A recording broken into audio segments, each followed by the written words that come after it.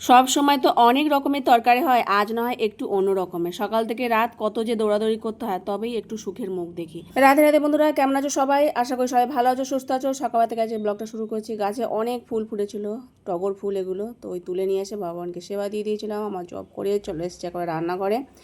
হাঁড়িতে জল বসিয়ে দিয়েছি, চালটা ধোয়া হয়ে গেছে। হ্যাঁ, জলটাতে হালকা একটু গরম হয়েছে, চালটা তুলে দিয়েছি। আর প্রেশার কুকারের মধ্যে একটু গরম জল দিয়ে বিউলির ডাল বসিয়ে দিলাম। চলো এখন সবজি বানাই। ফ্রিজে দেখি বাঁধাকপি ছিল, তো অনেকখানি বড় বাঁধাকপি, কিছুটা রেখে দেবো আর বেশিরভাগটা দিয়ে ভাজবো। তার মধ্যে একটুখানি উচ্ছে ছিল, ভগবানের জন্য 3-4টে মতো উচ্ছে, সেটাকে দানা বার করে নিয়ে আর ছোটো ছোটো টুকরো করে নিয়ে ভেজে নিচ্ছি। আর সাথে এই যে বিউলির ডালটা সেদ্ধ হয়ে গেছে, বাঁধাকপিটা আবার একটুখানি সেদ্ধ বসাচ্ছে। এখনকার বাঁধাকপি একটু গন্ধ হয়, তো সেই জন্য সেদ্ধ করে জলটা ফেলে দিলে হয়ে যায় আর ভাজা হবে। ডালটা বসিয়ে দিলাম, একটু জল দিয়ে দিলাম। মৌরি আদা বাটা দিয়ে করব, পরে দিয়ে দিচ্ছি কাঁচা আদা মৌরি বাটার মধ্যে। আর সরু সরু করে একদম ঝিরিঝিরি আলু ভাজবো, তো সেটাকে ধুয়ে নিচ্ছি। তো আজকে তরকারি তো করি, আজকে আর তরকারি হচ্ছে না, সব রকম ভাজাভুজি করছি।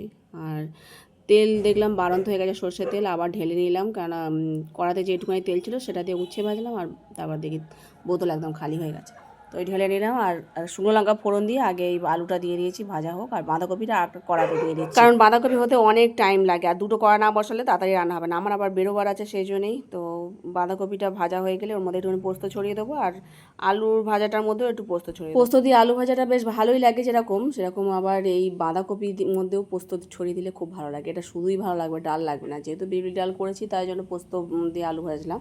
তো সব কিছু মিলিয়ে ভগবানকে সেবা দিয়েছিলাম। আর মেঘলা করে আছে, অন্ধকার, বেরোবো বলছি তো তা কখন মানে মুষলধারে যে বৃষ্টি শুরু হয়ে যাবে বলার মতো না। ভগবানের সেবা দেওয়ার পর এখন প্রসাদ পাচ্ছি উচ্ছে ভাজা দিয়ে। আর একটুখানি এই যে চাটনি নিয়ে নিয়েছিলাম, ওটা তেঁতুলের চাটনি, ভালো লাগে বেশ। আচারের বদলে ওরকম প্রসাদ পাওয়া যায় না। তো এখন জামা কাপড় পরে রেডি হয়ে গেছি, দেখি মুষলধারে বৃষ্টি শুরু হয়ে গেছে, না কমলে আবার দুজনে ভিজে যাব, সেই জন্যে। তো একটু হালকা কমতে আবার বেরিয়েছিলাম ছাতা নিয়ে, তা মাঝ রাস্তায় দেখি বন্ধ হয়ে গেল। 12টা 10 হয়ে গেছে, রান্নাঘর একদম অগোছালো হয়ে পড়ে আছে, ঘরদোর সব পড়ে আছে। একটু হাওয়া খেয়ে নিয়ে তারপর রান্নাঘরটা পরিষ্কার করে তারপর ঘরদোর পরিষ্কার করবো। তো এখনও মেঘলা হয়ে আছে, হালকা হালকা মাঝে সাঝে বৃষ্টি হচ্ছে ঝিরিঝিরি। আজকে ওয়েদারটা একদমই এরকমই, আবার গুমোটো করছে।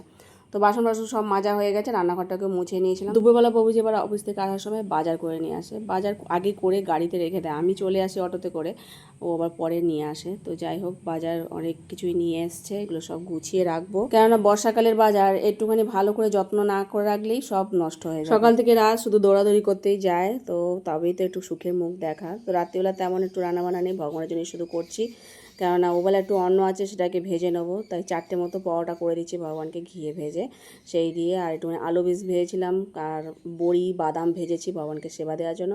ওই আলুর সাথে একটুখানি অন্যটা ভাজা ভাজা করে নিয়েছি, ফ্রাই করে নিয়েছিলাম। তো আর তার সাথে তালের বড়া ছিল, একটু তরকারি ছিল, সন্দেশ দিয়ে ভগবানকে সেবা দিয়েছিলাম। এই রাতের মহাপ্রসাদ। আর আজকের মতো ভিডিও এখানে শেষ করছি।